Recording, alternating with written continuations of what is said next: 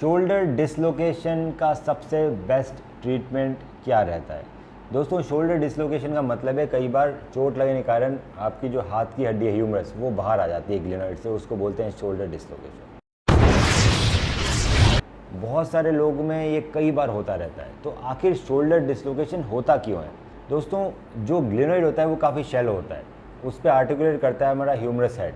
तो शोल्डर काफ़ी shallow joint है जिसमें से ह्यूमरस हेड का निकलना बहुत ईजी होता है, पर नेचर ने उसको डीप करने के लिए ग्लेनोइड के चारों तरफ एक लेब्रम दिया है। वो टिश्यू आपके शोल्डर में जो ह्यूमरस की हड्डी है उसको बाहर निकलने से रोकता है। अगर आपका किसी चोट के कारण या स्पोर्ट्स के कारण एक बार शोल्डर निकल गया है तो एक पर्टिकुलर जगह से वो ग्लेनोइड का जो लेब्रम है वो टूट जाता है, उसको बोलते हैं बैंकार्ट लीजन, BANKART। ये लीजन एक बार डेवलप हो जाता है तो आपका जो लेब्रम है वहाँ से वो हट चुका है, इसी कारण बार बार में शोल्डर निकलने के चांसेस रहते हैं। अगर आपका शोल्डर बार बार में निकल रहा है तो वो अपने आप ठीक नहीं होगा दोस्तों, उसको ठीक करना पड़ता है। इसके लिए सबसे पहले MRI कराते हैं। MRI में हिल-सेक्स लीजन लिखा हुआ आ सकता है, बैंकार्ट लीजन लिखा हुआ आ सकता है। अब समझते हैं कि आखिर हिल-सेक्स लीजन क्या होता है। जैसे मैंने बताया कि बैंकार्ट लीजन क्या होता है, जब भी हमारा शोल्डर डिसलोकेट होता है, शोल्डर डिसलोकेट हुआ और ये हड्डी ग्लेनोइड से टकराती हुई आगे आ गई यहाँ पे एंटीरियर डिसलोकेशन, तो जो ग्लेनोइड का जो मार्जिन होता है वो हमारे ह्यूमरस का जो हेड है उस पर इंडेंटेशन मतलब खड्डा बना देता है, उस खड्डे को बोलते हैं हिल-सेक्स लीजन। जब शोल्डर डिसलोकेट होता है दोस्तों तो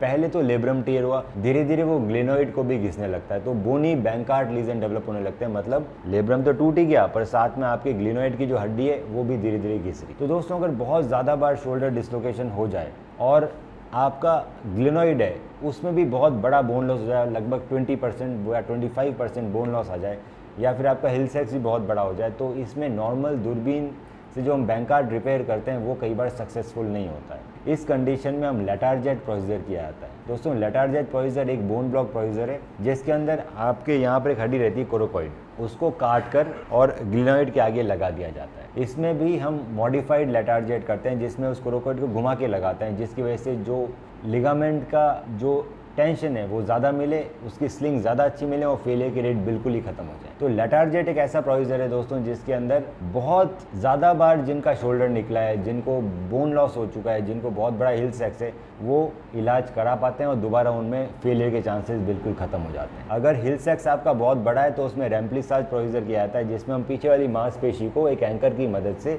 आपके खड्डे में भर देते हैं। पर अगर आप हमारे पास जल्दी आते हैं, जैसे 10 बार ही आपका डिसलोकेशन हुआ है, 2 या 3 बार ही डिसलोकेशन हुआ है, इस कंडीशन में अगर आपके बोनी लॉस भी नहीं है और आपका हिल-सेक्स भी बहुत बड़ा नहीं है, तो एक सिंपल दूरबीन की सर्जरी के द्वारा ये ठीक किया जा सकता है। उसको बोलते हैं बैंकार्ट रिपेयर। बैंकार्ट रिपेयर भी सूचर एंकर से हो सकती है, उससे और ज़्यादा एडवांस इंस्ट्रूमेंटेशन रहते हैं दोस्तों, वो बोलता है सूचर टेप इंटरनल ब्रेस। तो बैंकार्ट रिपेयर हम सूचर टेप से करते हैं। सूचर टेप से बैंकार्ट रिपेयर करने के ये फ़ायदे होते हैं, पहला कि उसमें गांठ नहीं लगानी पड़ती, नॉटलेस सर्जरी होती है। दूसरा कि जो एंकर हम यूज़ करते हैं वो बायो कंपोजिट होते हैं, वो बोन में घुल जाते हैं, तो MRI में आते हैं पर एक्सरे में बिल्कुल नज़र नहीं आते। तीसरा, बैंकार्ट टिश्यू को टेप से पकड़ा जाता है, लेब्रम को। तो जब हम लेब्रम को टेप से पकड़ेंगे उसका होल्ड ज़्यादा बेटर आएगा इन कंपैरिजन टू कि अगर हम एंकर डालूं और मैं उसको एंकर के वायर से पकड़ूं। इसी कारण इसकी जो सर्जिकल टाइम है वो बहुत कम हो जाता है, क्योंकि मुझे उसमें नॉट नहीं लगानी पड़ती, नॉटलेस सर्जरी है। जो क्योंकि नॉट नहीं लगा रहे तो अंदर इम्पिंजमेंट के चांसेस नहीं है, वो चुभता नहीं है अंदर। दूसरा, क्योंकि टेप लगी हुई है जिसका स्ट्रॉन्ग होल्ड ज़्यादा आता है एंकर से भी,